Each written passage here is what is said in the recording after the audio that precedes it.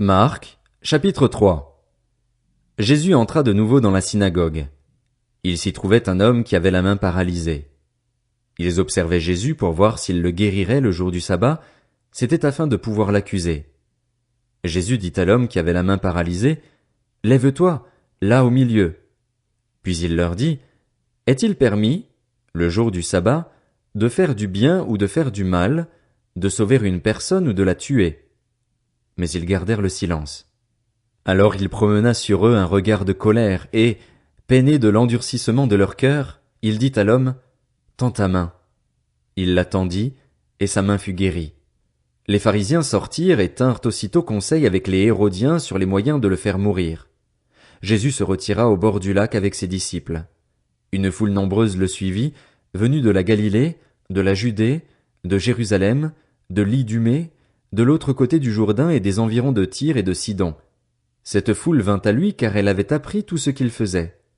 Il dit à ses disciples de tenir toujours à sa disposition une petite barque afin de ne pas être écrasé par la foule. En effet, comme il guérissait beaucoup de gens, tous ceux qui avaient des maladies se jetaient sur lui pour le toucher. Les esprits impurs, quand ils le voyaient, se prosternaient devant lui et s'écriaient « Tu es le Fils de Dieu !» Mais il leur recommandait très sévèrement de ne pas le faire connaître. Il monta ensuite sur la montagne. Il appela ceux qu'il voulait, et ils vinrent vers lui. Il en établit 12, auxquels il donna le nom d'apôtres, pour qu'ils soient avec lui, et pour les envoyer prêcher avec le pouvoir de guérir les maladies et de chasser les démons. Voici les 12 qu'il établit. Simon, qu'il appela Pierre, Jacques, fils de Zébédée, et Jean, frère de Jacques, auquel il donna le nom de Boanerges, qui signifie fils du tonnerre. André, Philippe, Barthélemy, Matthieu, Thomas, Jacques, fils d'Alphée, Thaddée, Simon le Cananite, et Judas l'Iscariote, celui qui trahit Jésus. Ils se rendirent à la maison, et la foule se rassembla de nouveau, de sorte qu'ils ne pouvaient même pas prendre leur repas. Lorsqu'ils l'apprirent, les membres de la famille de Jésus vinrent pour s'emparer de lui, car ils disaient « Il a perdu la raison ». Les spécialistes de la loi qui étaient descendus de Jérusalem disaient « Il a en lui Béelzébul. C'est par le prince des démons qu'il chasse les démons. » Jésus les appela et leur dit sous forme de parabole « Comment Satan peut-il chasser Satan? Si un royaume est confronté à des luttes internes, ce royaume ne peut pas subsister, et si une famille est confrontée à des luttes internes, cette famille ne peut pas subsister. Si donc Satan se dresse contre lui-même, s'il est divisé, il ne peut pas subsister, c'en est fini de lui.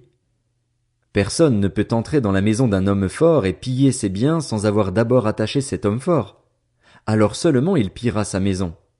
Je vous le dis en vérité, tous les péchés seront pardonnés aux hommes, ainsi que les blasphèmes qu'ils auront proférés, mais celui qui blasphémera contre le Saint-Esprit n'obtiendra jamais de pardon. Il mérite une condamnation éternelle. Jésus parla de cette manière parce qu'il disait « Il a un esprit impur ». Sa mère et ses frères arrivèrent donc. Ils se tenaient dehors et l'envoyaient rappeler. La foule était assise autour de lui, et on lui dit « Voici, ta mère et tes frères et sœurs sont dehors et te cherchent. » Il répondit « Qui est ma mère, et qui sont mes frères ?»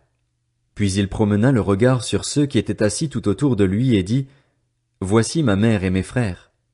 En effet, celui qui fait la volonté de Dieu, celui-là est mon frère, ma sœur, ma mère. »